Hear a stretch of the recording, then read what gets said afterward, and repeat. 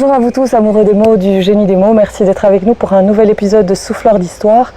Notre souffleuse d'histoire aujourd'hui, c'est Mélissa D'Acosta qui vient nous présenter Je revenais des autres. Bonjour Mélissa. Bonjour. Alors, ce roman, quelle aventure! C'est votre premier roman écrit et c'est le troisième publié? Exactement, c'est le roman que j'ai écrit quand je sortais de mes études à 23 ans. Et vous saviez à ce moment-là qu'un jour vous seriez publié? Non, pas du tout. J'écrivais avant tout pour moi. En fait, j'écris depuis toujours, depuis que j'ai 7 ans. Tout et n'importe quoi. C'était des poésies, c'était des contes pour enfants. Je faisais les illustrations à côté. Et puis c'est devenu des débuts de romans, mais qui n'allaient jamais plus loin qu'une vingtaine, une trentaine de pages.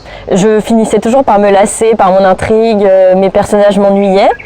Et donc quand j'ai démarré ce roman, je me suis dit, pour aller au bout, il ne faut pas que je m'ennuie, il faut qu'il y ait beaucoup de personnages et que ce soit comme une espèce de série ou un feuilleton, qu'il y ait des intrigues dans l'intrigue, de façon à ce qu'il se passe toujours quelque chose. Oui, alors c'est bien mené parce que c'est pas 30 ou 60 pages, ici on est à plus de 500 pages. C'est l'histoire d'une jeune fille qui s'appelle Ambre, qui vit une relation amoureuse toxique avec un homme plus âgé et pas disponible. Elle se donne corps et âme pour lui, elle l'attend beaucoup et effectivement elle ne reçoit pas ce qu'elle attend, ça va la meurtrir. Et à partir de ça et du drame qui fait qu'elle va vouloir mettre fin à ses jours, mais ça c'est le tout début, donc ne vous tracassez pas, je ne vous dévoile pas tout. Ambre va pouvoir avoir l'occasion de rebondir. C'est souvent ce qui se passe dans vos romans, Mélissa D'Acosta, c'est la capacité de rebondir de vos protagonistes. Complètement, autant dans Tout le bleu du ciel, voilà, on avait la maladie, on avait le deuil et un chemin vers la guérison, les lendemains exactement pareil, et là encore une fois, on est sur ce schéma d'aller vers la lumière après avoir rencontré l'obscurité. Vous aimez aider les gens à guérir? Oui, toute petite, je rêvais de devenir psychologue. Je ne suis pas devenue psychologue, mais je me dis qu'à travers les livres, on peut un petit peu aider les lecteurs à comprendre certains mécanismes et à aller mieux. C'est ça. Alors qu'est-ce qui vous a permis d'évoluer dans votre plume? Parce que vous dites, j'arrivais pas à tenir plus que 30, 60 pages et là vous êtes à plus de 500. Vous avez suivi des ateliers d'écriture? Vous êtes... Pas du tout. Et puis je suis quelqu'un d'absolument pas organisé, pas rigoureuse. Donc grossièrement, j'ai un début, j'ai une fin, mais très grossièrement, qui n'est pas toujours à la fin que j'écrirai finalement. Et puis alors, tout le cheminement, je ne le connais pas du tout quand je démarre un livre. Et j'improvise un petit peu de chapitre en chapitre. Et donc, est-ce que les personnages vous parlent? Certains écrivains disent je voulais aller par là et puis le personnage m'a pris par la main. Oui, il y a un petit peu de ça. On campe les personnages et puis après, c'est un peu comme s'ils prenaient vie sans nous et ils nous emmènent là où ils veulent. C'est un petit peu ça, oui. Alors là, vous êtes publié chez Albin Michel, c'est quand même une grande maison prestigieuse. Comment est-ce que l'histoire est arrivée de me faire publier? Oui. Alors, donc je revenais des autres que j'avais écrits quelques années en arrière. D'abord, il a fallu sauter le pas de me faire lire, rien que me faire lire auprès de mes proches, c'était déjà pas évident comme démarche. Je trouvais ça très intime, l'écriture d'un roman. Donc ça a été la première étape. Ensuite, je l'ai fait lire un petit peu plus globalement à quelques connaissances, quelques amis. Et puis l'étape suivante, c'était de le mettre sur une plateforme d'auto-édition. Je ne sais pas si je peux citer, donc Amazon. Voilà. Donc je l'avais déposé pour avoir des avis un peu plus objectifs que les avis de mes proches. Finalement, j'ai pas eu spécialement beaucoup de lectures sur cette plateforme.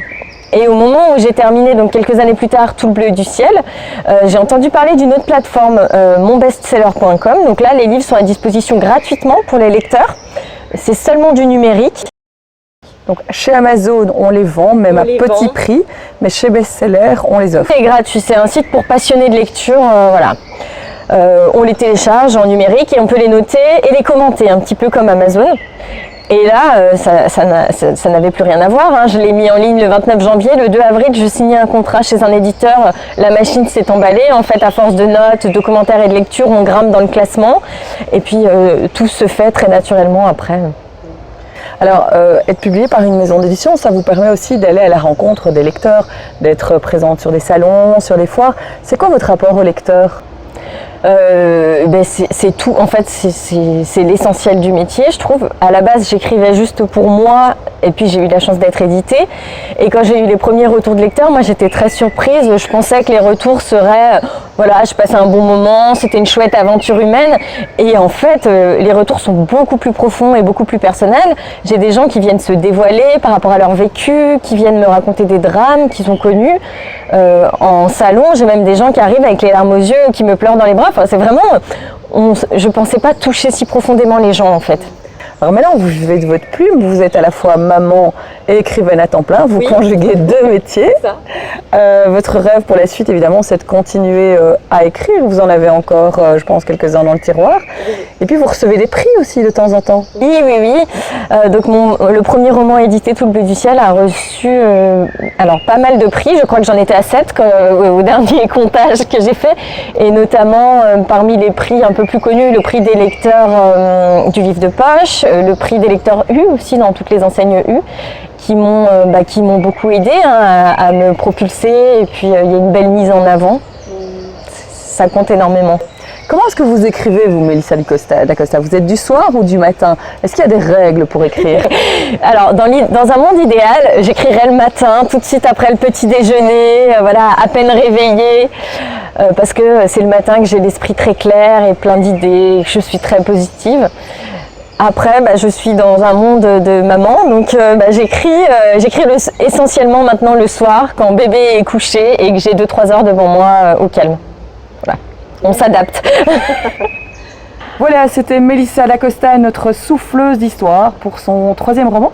Qu'est-ce que vous avez envie de dire aux passionnés des mots, du génie des mots, des souffleurs d'histoire, des histoires, sur le pouvoir des histoires? Qu'est-ce que vous avez envie de leur dire pour découvrir votre livre et l'histoire d'Ambre? Laissez-vous embarquer, vous allez vous retrouver en pleine montagne, dans un petit village, et vous allez faire partie de cette bande de saisonniers. Vous allez boire du vin auprès du feu le soir. Vous allez avoir l'impression que ce sont vos amis presque à la fin de l'histoire, donc laissez-vous embarquer. Dans cette nature et dans cette amitié qui répare. C'est ça. Merci beaucoup, Mélissa. Merci à vous. À bientôt. À bientôt.